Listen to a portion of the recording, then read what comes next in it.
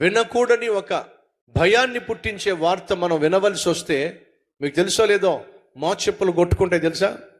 మోచెప్పులు కొట్టుకుంటాయి.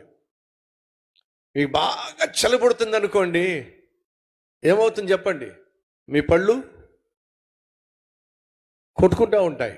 అలాగే మీ మోచెప్పులు కూడా కొట్టుకుంటూ ఉంటాయి. ఓ భక్తుడు సెలవిచ్చాడు, భయంతో నీ మోచెప్పులు కొట్టుకుంటున్నట్లయితే అదే మోకాల మీద పడో, కొట్టుకోవడం ఆగిపోతుంది అని చెప్పి అన్నాడు. ఎంత మంచి మాట! భయం వేసినప్పుడు నువ్వు చేయాల్సిన మొట్టమొదటి పని, ఆందోళన కలిగినప్పుడు మొట్టమొదటిగా నువ్వు చేయాల్సిన పని, ఉన్న చోటే మోకరించు, లేదా కనీసం ఉన్న చోటే కళ్ళు మూసుకో. ఆపత్కాలమున నీవు నాకు మొర్రపెట్టుమో, నేను నీకు ఉత్తరం ఇస్తాను అన్నావు కదా ప్రభా. ఆపద వచ్చిందయ్యా, కష్టం వచ్చింది, వినకూడని వార్త వినాల్సి వచ్చింది. ప్రభా, ఈ ఆపద నుండి నన్ను విడిపించయ్యా, నా కుటుంబాన్ని కాపాడయ్యా.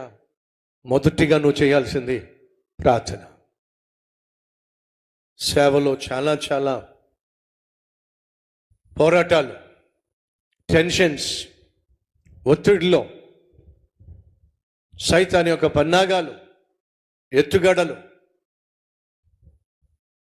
వీటన్నిటి మధ్య ఏదైనా వినకూడవలసింది వినవలసి వస్తే మనకున్న ఒకే ఒక ఆధారం ఏంటో తెలుసా? ప్రార్థన. ప్రభువు అయిన యేసుక్రీస్తు మాత్రమే. ఆయన ఒక్కడు చాలు మనకున్న ప్రతి భయాన్ని పటాపంచలు చేయటానికి, మనకు ఆ భయాన్ని ఇవ్వడానికి, అండగా నిలబడడానికి ఆయన చాలు.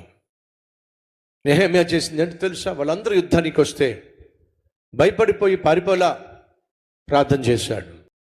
ఓ భక్తుడు సెలవిచ్చాడు, వినకూడని ఒక భయాన్ని పుట్టించే వార్త మనం వినవలసి వస్తే